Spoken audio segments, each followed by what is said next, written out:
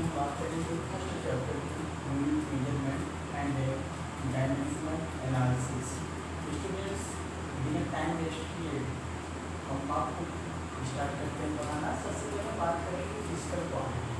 Physical quantity क्या है students? Physical quantity आप देख सकते हैं a quantity which has magnitude as unit is called physical quantity.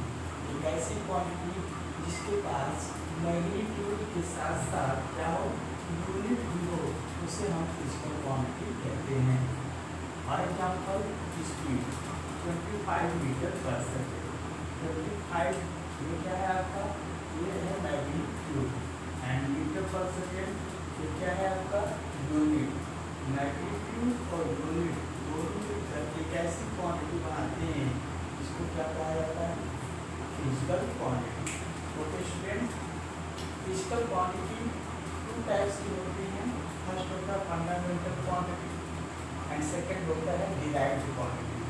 Fundamental quantity क्या है स्टूडेंट्स? आप स्क्रीन पर देख पा रहे हैं। A physical quantity which does not depend upon other quantities is called fundamental quantity. Students आप देख सकते हैं there are 7 fundamental quantity. 7 fundamental quantity होती हैं। इसमें से सबसे पहला होता है length, mass, time, electric current, temperature, intensity of luminous, amount of substance.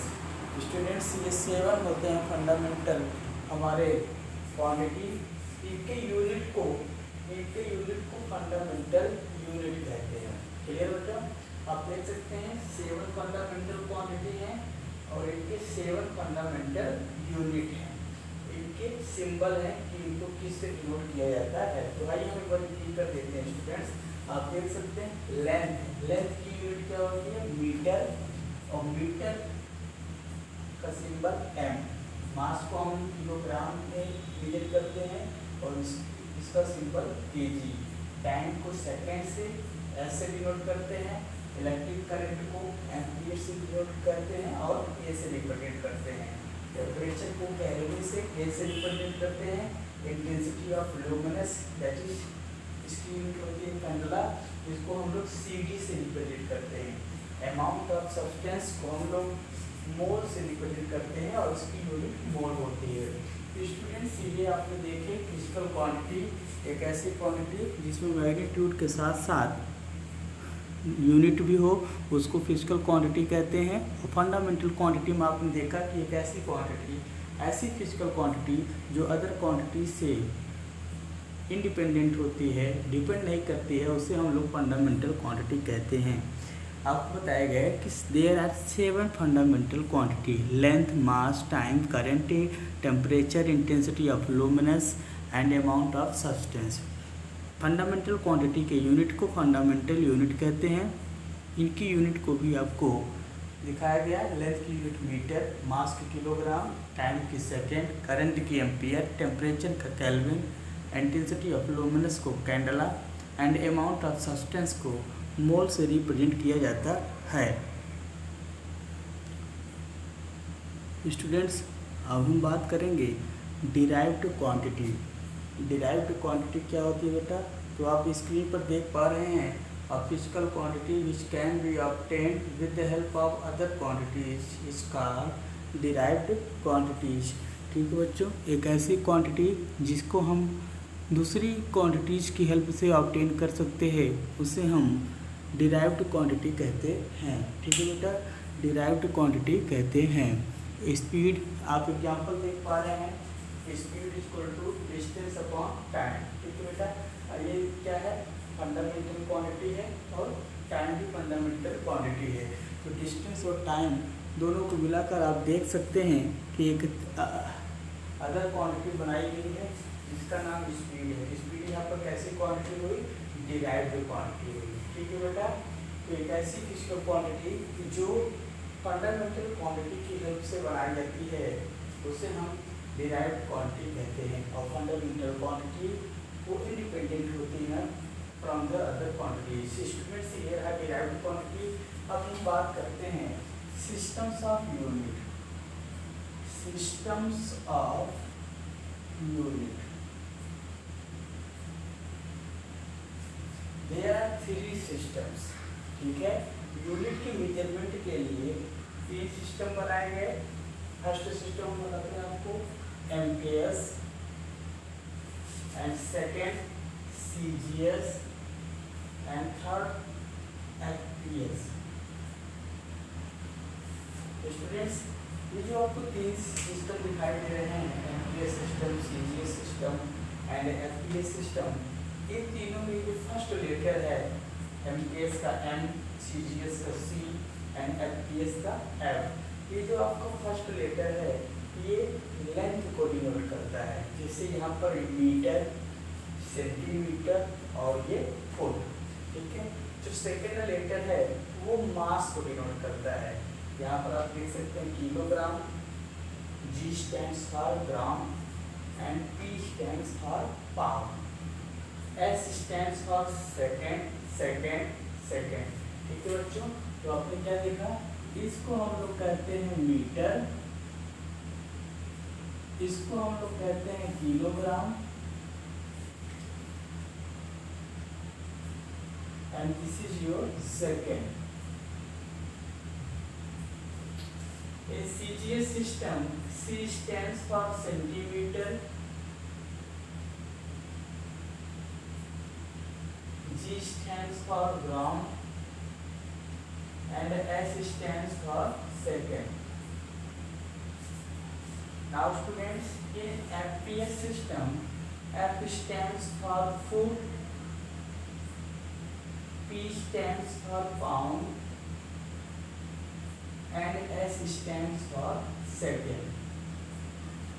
So students, ये हमारे पास तीन सिस्टम होते हैं यूनिट के मेजरमेंट के लिए, MKS system, CGS system and FPS system. आप देखेंगे बुक में न्यूमेरिकल लिखे रहते हैं जिसमें एसआई यूनिट लिखी रहती है। तो बच्चों, हम इस एमकेएस सिस्टम को ही एसआई यूनिट कहते हैं। ठीक है, एमकेएस सिस्टम को ही हम लोग एसआई यूनिट कहते हैं।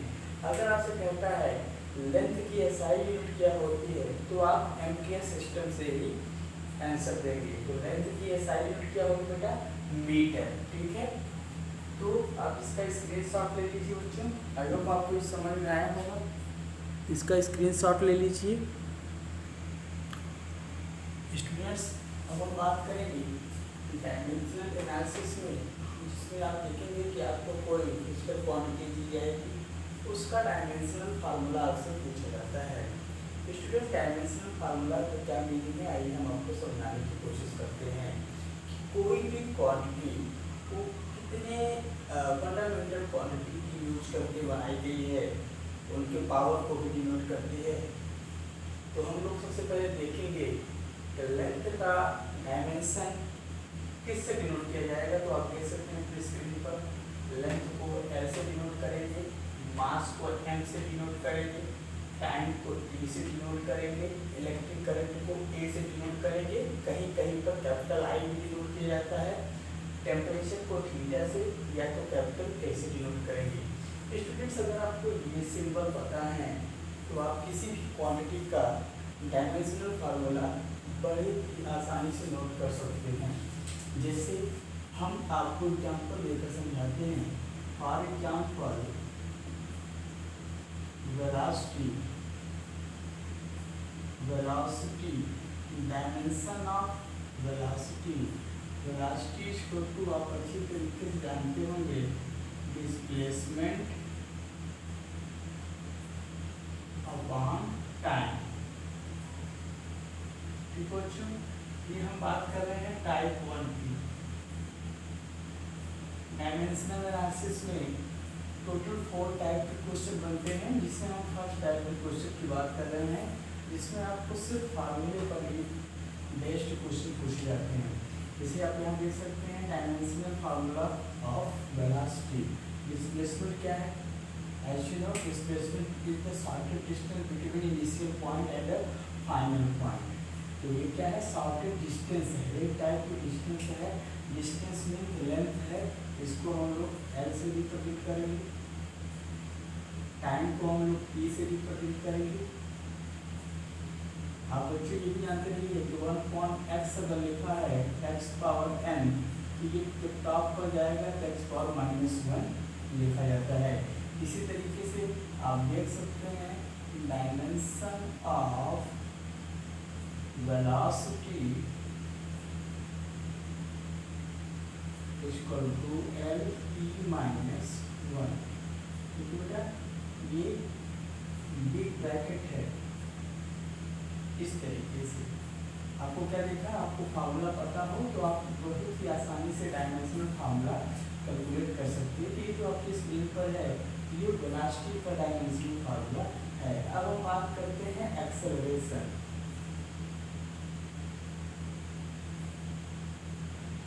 एक्सेलरेशन का डायमेंशनल फार्मूला क्या होगा, तो आप जानते हैं चेंज इन वेलोसिटी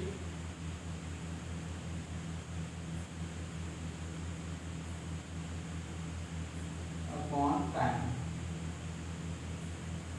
तो स्टूडेंट्स आप देख सकते हैं वेलोसिटी में चेंजिंग है, वेलोसिटी को माइनस करेंगे तो वेलोसिटी भी आएगा, यहाँ पर वेलोसिटी का डायमेंशन हो जाएगा L_t−1, और टाइम यहाँ पर डिनोमिनेटर के फॉर्म में है। ये टाइम जब ऊपर जाएगा ये हो जाएगा हमारा L_t−2। बच्चों आपने क्या लिखा, dimensional formula of acceleration is L_t−2। Students I hope आपको समझ में आ रहा होगा, आप इसका स्क्रीनशॉट ले लें। स्टूडेंट्स अब हम बात करेंगे थर्ड एग्जाम्पल की तरफ, जो हो सकता है मान लेते हैं फोर्स का हमें डायमेंशन चाहिए। फोर्स इसको तो क्या होता है बेटा, मास इनटू एक्सेलरेशन। यहाँ पर मास है, मास का डायमेंशन क्या होता है, कैपिटल M, एंड एक्सेलरेशन का डायमेंशन क्या होता है, एक्सेलरेशन का डायमेंशन आप यहाँ पर देख सकते हैं L_t−2। So dimension of force equal to M_L_t−2। ये बच्चों तो फोर्स का डायमेंशन क्या होता है M_L_t−2। फोर्थ एग्जाम्पल हम लेते हैं वर्क इक्वल टू होता है F/d, force into displacement. Force का डायमेंशन क्या होता है बेटा, आप देख सकते हैं M_L_t−2 इनटू डिस्प्लेसमेंट कैसी क्वांटिटी है, वेक्टर क्वांटिटी है, और यह एक टाइप का डिस्टेंस यहाँ पर इसके लिए हो जाएगा L। यहाँ पर आपने देखा बच्चों ये हो गया आपका ML_2। वर्क का डायमेंशन क्या होगा बेटा, ML_2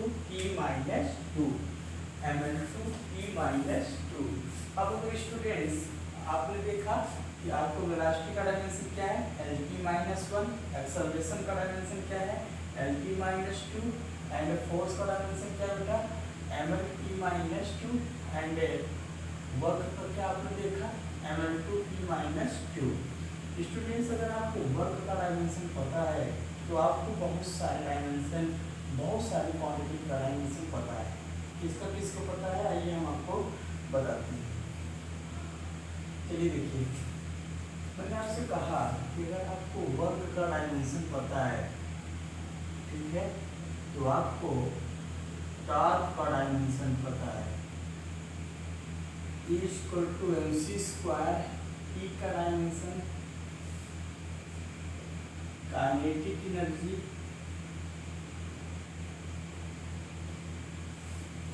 पोटेंशियल एनर्जी, या कोई भी एनर्जी हो उसका डायमेंशनल फार्मूला वर्क का ही डायमेंशनल फार्मूला होता है। यहाँ पर आप देख सकते हैं कि ये सभी एनर्जियाँ हैं, सब के सब एनर्जी हैं, बट टॉर्क जो है वो एनर्जी नहीं है, लेकिन डायमेंशनल फार्मूला सबका वर्क के ही इक्वल होता है। तो कैसे बच्चों, आइए हम दिखाने की कोशिश करते हैं। सबसे पहले हम बात करेंगे टॉर्क का। टॉर्क इक्वल टू होता है R × F। आर क्या है, एक टाइप की डिस्टेंस है यहाँ पर, इसका डायमेंशन हो जाएगा एल। और फोर्स का डायमेंशन क्या होता है, आप लेफ्ट साइड देख सकते हैं, M N T minus two. From here dimensional formula of torque equal to M L L L two N T minus two. ठीक है बच्चों, आपने क्या देखा, टॉर्क का फार्मूला वर्क के डायमेंशनल फार्मूले के इक्वल है। यहाँ पर आप देख सकते हैं E equal to M C square, यहाँ से भी इसका डायमेंशन यही आएगा। काइनेटिक एनर्जी की बात करते हैं, काइनेटिक एनर्जी क्या होता है बेटा, काइनेटिक एनर्जी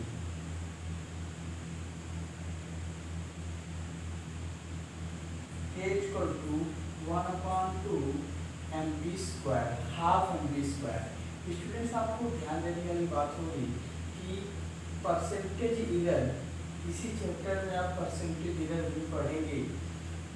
तो परसेंटेज इरर और डायमेंशनल एनालिसिस दोनों में कॉमन चीज़ ये है कि हम लोग कांस्टेंट वैल्यू को क्या करते हैं, इग्नोर कर देते हैं। ठीक है, डायमेंशनल फार्मूला कैलकुलेट करते समय कांस्टेंट वैल्यू को हम इग्नोर कर देंगे, तो हमारे पास हो जाएगा dimension of kinetic energy equal to mass, mass का हो जाएगा m, v क्या है, वेलोसिटी, वेलोसिटी का होता है डायमेंशन एल टी माइनस 1, इसका स्क्वायर, ये आपको क्या मिल जाएगा, m l स्क्वायर होने की वजह से ये l2 हो जाएगा और t माइनस 2 हो जाएगा। बच्चों आपने क्या देखा कि काइनेटिक एनर्जी का भी डायमेंशन वर्क के भी डायमेंशन के इक्वल है। अब हम बात कर लेते हैं पोटेंशियल एनर्जी की। ठीक है बच्चों, potential energy, potential energy students आप जानते हैं इसको हम लोग mgs से लिखते हैं, U equal to mgh, U equal to mgh।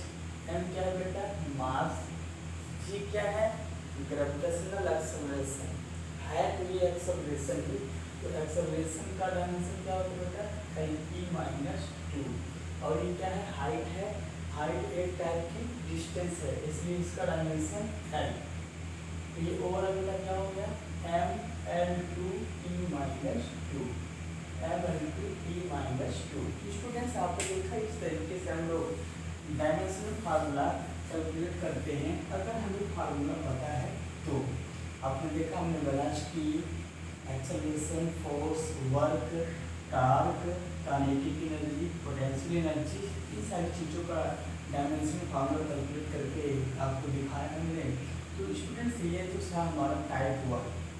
अभी आप देखेंगे टाइप 2, टाइप 3, टाइप 4, तब जाकर आपको कहीं डायमेंशनल एनालिसिस चैप्टर ये कंफर्म हो पाएगा।